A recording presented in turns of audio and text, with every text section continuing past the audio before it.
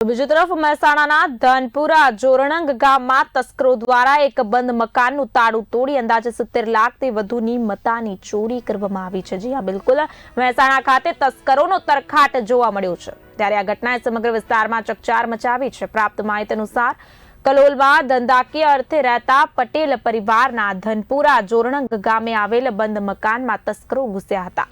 મકાનનું તાળું તોડી તસ્કરો સોનાના દાગીના, ચાંદીના સિક્કા અને લાખો રૂપિયા રોકડ ચોરી કરીને રફુચક્કર થઈ ગયા હતા। પરિવારના સભ્યોને ચોરીની ઘટનાની જાણ થતાં જ તેઓ તાત્કાલિક ધોરણે કલોલથી ગામે પહોંચ્યા અને પોલીસને જાણ કરી હતી।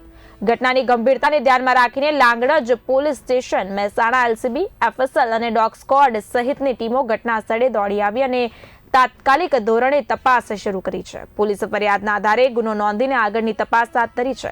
હાલ તસ્કરોના પગલાં શોધવા માટે ટેકનિકલ અને ફોરેન્સિક સહાય લેવામાં આવી રહી છે, ત્યારે ગામ લોકોમાં ચોરીની ઘટનાને લઈ ભય અને અસંતોષનો માહોલ જોવા મળી રહ્યો છે, ત્યારે પોલીસે તસ્કરોને ઝડપવા માટે ચુસ્ત પગલાં લેવાની ખાતરી આપી છે। ઘરના 10 સભ્યો અહીંયા મકાનમાં રહીએ છીએ અને અમે આમ કલોલ પોતાના ધંધાના હિસાબે ત્યાં કલોલ રહીએ છીએ અને મકાન અહીંયા ઘરે મતલબ અઠવાડિયામાં 2 દિવસ અમે આવતા જતા રહીએ છીએ। ખેતીવાડી બધું અહીંયા અમારા ઘરે બધું ચાલુ છે અને બીજું અમારે આજે ગઈ રાત્રે મતલબ સોનાની દાગીના અને રોકડ રકમ એમ કરીને લગભગ 95 તોલા સોનું, બીજી ચાંદીના સિક્કા, ગણપતિની મૂર્તિ હતી એમ કરીને બીજા 2,10,000 રૂપિયા રોકડ રકમ, આ બધું મુદ્દામાલ અમારો ચોરી થઈ ગયો છે। અને સવારે અમને મતલબ લગભગ 8:30 વાગે અમને ઘર બાજુમાંથી મતલબ પાસમાંથી ફોન આવ્યો તો અમને જાણ થઈ કે ભાઈ તમારો કે મકાન કે 2 મકાન, એક પહેલો મકાન તૂટ્યું તો એમની જાણ થતાં બી અમારું અમે તપાસ કરાવરાય તો અમારું બી તૂટી ગયું એમાં।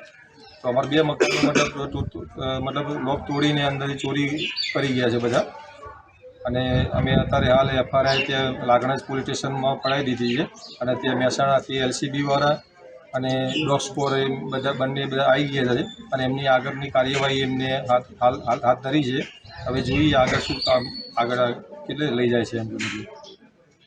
અને અમારા ગામમાં પટેલ ભીખાભાઈ વિઠ્ઠલના ઘરે ચોરીનો પ્રશ્ન બન્યો છે, તો એ માટે અમે લાગણજ પોલીસ સ્ટેશન ફરિયાદ નોંધાવેલી છે અને એના માટે સારી તપાસ થાય એવી પોલીસને અમારે એક નમ્ર વિનંતી છે અને જલ્દી જે એનું જીવસાય એનું પરત મળે એવી અમે અંદરથી ભાવના ધરાવી છે।